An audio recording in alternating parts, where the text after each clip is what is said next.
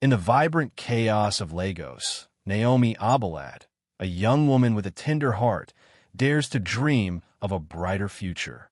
But when her son Jaden's silence and peculiar habits spark cruel whispers in their tight-knit Makoko community, her world unravels. Shunned as the mother of a strange boy, Naomi faces relentless gossip and a devastating betrayal that threatens to strip away her livelihood. With her back against the wall, a glimmer of hope emerges from an unexpected ally, leading her to a life-changing discovery about Jaden. Can Naomi's unwavering love and courage defy a community's prejudice and protect her son's future? Dive into this heartfelt tale of resilience, where a mother's fight unveils a powerful truth that could change everything. Long ago, before the stigma took hold and the compound labeled her the mother of the peculiar boy, Naomi Abalad was simply a lovely young woman with aspirations for a bright future and the heart too gentle for the challenges ahead. She was raised in Abado as the second daughter of a carpenter and a yam vendor. As a young girl, she spent her afternoons assisting her mother with yam peeling at their modest market stall, listening to the women's boisterous laughter as they traded gossip and roasted plantains. Her mother often advised, "A good woman must learn to wield both hands, one for love and one for survival." Naomi embraced these words as a guiding principle for her life. At 19, she met Beggar, a serene young man visiting his cousin in Abado from Lagos. He spoke of Lagos with such allure that it seemed like the boundless city of her dreams, sprawling under its bridges. One evening by an old mango tree on her street, he said, "I promise, Naomi, Lagos is unique. Its lights never dim, its roads never rest, and people chase grand ambitions everywhere. It's a place where you can rise from nothing to something." Naomi smiled timidly. "Do you think a simple girl like me could belong in such a vast city?" Beggar beamed. "Not just belong, Naomi. You'll thrive there. Come with me, and we'll create a life together." Her friends cautioned her against haste, but she was young and trusting, swayed by his sweet words, as love often overrides reason. So, she agreed to marry him, and after a modest ceremony, Naomi moved to Lagos with a small box of clothes, her mother's blessings, and a heart brimming with hope. Initially, Lagos overwhelmed her with its relentless noise of danfos honking at dawn, traders tugging at customers' sleeves, and the mingled sense of fried fish and exhaust. Yet, she resolved to adapt and build a life there. They lived in a cramped one-room apartment in Makoko, far below her expectations, but she coped, believing it was just the start. The next year, when she learned she was pregnant, she felt her prayers had been answered. That night, Beggar hugged her and vowed, "I'll work harder, Naomi. We'll provide everything for our child." But life took an unexpected turn. The pregnancy was grueling. Naomi was constantly exhausted and dizzy, spending afternoons resting on a mat while neighbors gossiped nearby. In those early months, Beggar tried his best, bringing her mangoes and peeling groundnuts to lift her spirits. They shared dreams of a bright, joyful future. Then, one June evening, after enduring slow contractions, Jaden was born. He seemed serene, and Naomi, holding him close, wept with joy. "Jaden, my comfort, my blessing," she murmured, mistaking his quietness for calm, unaware it was the first hint of his unique journey. At first, all seemed well. Jaden fed well, grew steadily, and Naomi cherished him deeply. But as months passed, she noticed behaviors that other mothers at the communal washing area whispered about behind her back. By his second birthday, Jaden didn't respond to his name, didn't reach for her outstretched arms, and, oddly, covered his ears and cried at loud noises like a generator's hum or a door slam, his small chest heaving with distress. While other children began speaking, Jaden stayed silent, retreating into a world where he meticulously aligned bottle caps, restarting if one was misplaced. One afternoon, while washing clothes at the tap, Madame Fader, the compound's loudest gossip, approached her with a sugary yet mocking tone. "Naomi, you must address your son's behavior. Other children his age run, talk, and respond to their names, but yours just stares at the ground. Have you prayed? Could it be something spiritual? Naomi tightened her jaw, keeping her voice steady. Madame Fader, my son is fine. He just learns differently. But Madame Fader shook her head, clicking her tongue theatrically. I hope you're right, because people are watching and they talk. And talk they did. At the washing area, the market when Jaden avoided other children, screamed at noises, or arranged toy cars instead of sharing them. And as Naomi walked by, head held high, pretending not to hear. Initially, Baymidel tried to grasp Jaden's differences, but his patience soon waned, and he began pressuring Naomi with accusatory questions. Naomi, why doesn't Jaden look at me when I call him? Why does he scream at the generator? Why doesn't he play with others? Exhausted from sleepless nights, Naomi replied, he's just different. He'll find his way. Just give him time. But as years passed, Jaden's silence grew, and Baymidel's patience ran out. His family's pressure worsened things. His mother visited from Abaddon one weekend and whispered to him, this child isn't normal. Take him for cleansing before it's too late. Consequently, Baymidel stayed out later, taking extra bus-driving shifts, claiming it was for money, but Naomi sensed the truth. One evening, when Jaden was 4, she returned from the market to find Baymidel on a stool, his bag packed. I can't do this anymore, he said, avoiding her gaze. Naomi's heart froze. Can't do what? He waved at the room. This life, it's too much. Tears welled up as she stepped closer. We built this life together, Baymidel. You said we'd handle it together. He shook his head. You don't get it.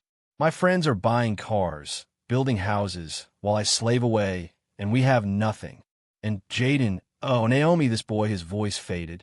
Her tears flowed faster. But Jaden is your son. Baymidel rubbed his face, nodding. I know, and that's why I'm leaving before I become worse. 2 weeks later, he vanished without a trace. After Baymidel left, the compound's gossip-hungry residents feasted, with Madame Fader leading the charge. See, Naomi's husband fled because of that strange boy. If she were smart, she'd have taken him to a prophet sooner. At the borehole, women whispered and sneered. Single mother with a strange child. Lagos will break her. Yet Naomi ignored them, focusing on raising Jaden alone. By his 7th birthday, she'd save enough to enroll him in Hopefield Primary School, hoping a structured setting would help him connect. On his first day, she carefully ironed his uniform, polished his shoes, and packed extra biscuits in his lunchbox. Walking to school, she said, Jaden, you'll find friends there. Sit with them at break, okay? But Jaden stayed silent, eyes on the ground, clutching his lunchbox. Naomi swallowed her worry and prayed silently as they neared the gates. The first weeks were tough but bearable. Jaden sat alone under a tree at break, arranging sticks while others played football, and though he rarely spoke, he did his work neatly when undisturbed. Naomi clung to hope that things would improve. But hope is delicate, and one hot Tuesday during handwriting practice, a boy behind Jaden broke his pencil, waved it, and taunted, Look at the mute goat. Can't you talk? The noise and intrusion overwhelmed Jaden. His chest tightened, and he pushed the boy hard, causing him to fall and cry. The classroom erupted in chaos. Teacher, Jaden pushed him, a child shouted. Teacher Ba rushed over, pulling the boy up. Jaden, what's wrong with you? Why can't you act like the others? Jaden sat frozen, covering his ears, rocking and crying. That evening, Naomi was called to the school, sitting nervously as Teacher Ba vented. Madam Naomi, this can't go on. Your son doesn't talk, doesn't play, and now he's hurting others. With 30 pupils, I can't handle one needing special care. Get him assessed, or move him to a school for children like him. Naomi's voice shook. He doesn't mean harm, teacher. He's overwhelmed. Please give him time. Teacher Ba shook her head. Time isn't the issue. Take responsibility, or I may have to ask you to withdraw him. Naomi walked home, holding Jaden's hand, fighting tears. At the compound, she overheard women at the washing area. Her Naomi's boy attacked someone at school, one said. Another added, I said he's not normal.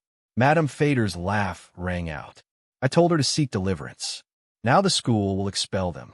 Naomi gripped Jaden's hand, wanting to defend him, but walked past silently, knowing they wouldn't understand. That night, in their small room, Jaden arranged bottle caps as Naomi watched, tears falling. She whispered, "I'll fight for you, Jaden. I promise." But the battle was just beginning. 2 days later, Naomi worked at her shop, sewing fabric, aware of the compound's whispers about Jaden's school incident. After closing, she stood outside for the evening breeze when she noticed a tall figure by the broken streetlight. She tensed, clutching her bag, until the figure approached politely. "Good evening, ma'am," he said. "I'm Chibu, Papa Chibuzer's son, just back from Port Harcourt." Naomi nodded, recalling the landlord's elusive son. "Good evening. Welcome back." Chibu hesitated. "I've heard about Jaden and the school." Naomi's voice sharpened. "I'm sure you have. Everyone has. If you're here to judge, please." He raised a hand. "No, ma'am. I understand more than they do." She frowned. "Understand what?" "My sister in Port Harcourt was like Jaden. No talking, no playing, sensitive to noise. People judge her, too. We found a therapy program that helped her change." Naomi's heart raced. "Therapy?" He nodded. "There's one in Suralere, run by an NGO with free weekly sessions for children like Jaden. It helped my sister. Your son isn't cursed. He just sees the world differently." For the first time in years, Naomi felt a spark of hope. "Can they help him?" she asked softly. Chiba smiled. "It's not quick or easy, but yes, it can help." That night, beside Jaden, Naomi dreamed of a future where he wasn't mocked. The next morning, she told her friend Safayatu about Chibu's idea. Safayatu's eyes widened. "Therapy, Naomi? Can you trust him? What will people say about taking Jaden to strange places?" Naomi sighed. "I don't care, Safayatu. I've prayed, fasted, cried. If this can help, I'll try." A week later, she took Jaden to Suralere by bus. Dr. Adio, the therapist, greeted them warmly, crouching to Jaden's level. "Hello, Jaden." Jaden glanced briefly, then focused on his bottle cap. Naomi's heart sank, but Dr. Adio smiled. "We build trust first," he said. For an hour, he engaged Jaden with toys and sounds, and to Naomi's surprise, Jaden relaxed, reaching for a toy car. After Dr. Adio explained, "Jaden has autism, Naomi. It causes his struggles with noise and change. It's not a curse or your fault. With therapy, he can cope better." Naomi's hands shook, tears in her throat, grateful for a name to her son's condition. She wanted privacy, but Makoko's gossip spread fast. Returning from therapy, she overheard Madame Fader at the washing area. "Naomi's going to a strange place in Suralere. They say it's rituals for her boy." The women gasped. One muttered, "She should fear God." Naomi ignored them, but by evening, rumors of juju or cults swirled. Safayatu rushed to her shop. "They're talking, Naomi. They want a meeting." The next day, a crowd awaited at the compound, Madam Fader at the center. "Naomi, we've been silent, but you're taking that boy to strange places. Are you bringing evil here?" Naomi faced her. "I'm helping my son with therapy, not evil." The crowd murmured, some confused by therapy. Madame Fader snapped, "Your boy attacked a classmate. He'll hurt others. Stop this, or we'll tell the landlord." Naomi clenched her fists. "Jaden isn't dangerous. I won't stop fighting for him. Leave us alone." Her words only fueled more gossip. Neighbors shunned her, kept children away from Jaden, and debated their stay in the compound. One evening, the landlord delivered a quit notice, avoiding her eyes. Some tenants might leave, Naomi, find another place. The notice hit like a blow. That night, she cried in their dark room, clutching her chest. The next week felt like a storm, with judgmental stares haunting her. One evening, Chibo knocked, holding bread and water. "No shop today." Naomi shook her head. "I'm not strong." He sat, urging, "Don't let them break you. It's not Jaden's fault or yours." Naomi stared at the floor. "They want us out, Chibu. They think I'm doing evil in Suralere. I was foolish to fight everyone. I have 3 weeks to leave." Chibu leaned forward. "You're not foolish. You're a mother fighting for her son. You're not alone. Let's see Dr. Adio for documentation. Proof might change their view." Naomi nodded slowly. "I'll go." 2 days later, at the Suralere Center, Dr. Adio explained, Jaden's autism makes loud sounds and changes hard, but he's very smart. With therapy, he can thrive. I'll provide a diagnosis. Naomi whispered, they say he's cursed. Dr. Adio shook his head. He's not cursed or broken, just different. Naomi thanked him, tears in her eyes. In the playroom, Jaden reached for a red car, looked at her, and whispered, Mama. Naomi froze, then crouched, trembling. What did you say? He touched her hand. Mama, he repeated clearly. Naomi sobbed, hugging him. After 7 years, that word was everything. That night, she held the therapy booklet like a lifeline, feeling hope. But Makoko wasn't done. 3 days later, she found her shop's door broken, her sewing machine, fabrics, and savings gone. Neighbors whispered that Madame Fader's son was seen with a sack. Naomi confronted her. My shop's empty. They saw your son. Madame Fader sneered. Accuse my child? You carry enough shame. Naomi's voice rose. You've hated us, called my son cursed, turned everyone against us. God sees you. Madame Fader snapped. Leave before you regret it. Naomi left, helpless, knowing no one would back her. 2 days later, Chibu arrived with a folder. We're going to the Makoko Council. Enough is enough. Naomi hesitated, but Chibu insisted. Silence won't stop them. That afternoon, they faced the council, with Madame Fader and her son present. The chairman said, Naomi, speak. She stood. I'm a mother fighting for my son. He's different, not cursed. He's special. She showed the therapy papers. This proves Jaden has autism, not witchcraft. Yet we've been mocked, isolated, my shop robbed, my son nearly expelled. I've been silent too long. Facing Madame Fader, she said, prove we're dangerous or stop harming us. Silence fell. Madame Fader faltered. A woman spoke up. I saw her son at Naomi's shop with a sack. 2 others confirmed it. The chairman ruled. Naomi's cleared. The theft will be investigated, items returned, damages paid. No more harassment. The crowd agreed. Outside, neighbors apologized, some smiling at Jaden.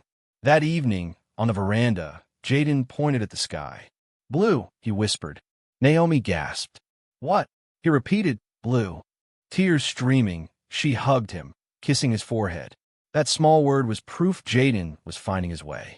Thank you for watching. Share your thoughts in the comments, share with loved ones, give a thumbs up, and subscribe. Until the next story, bye.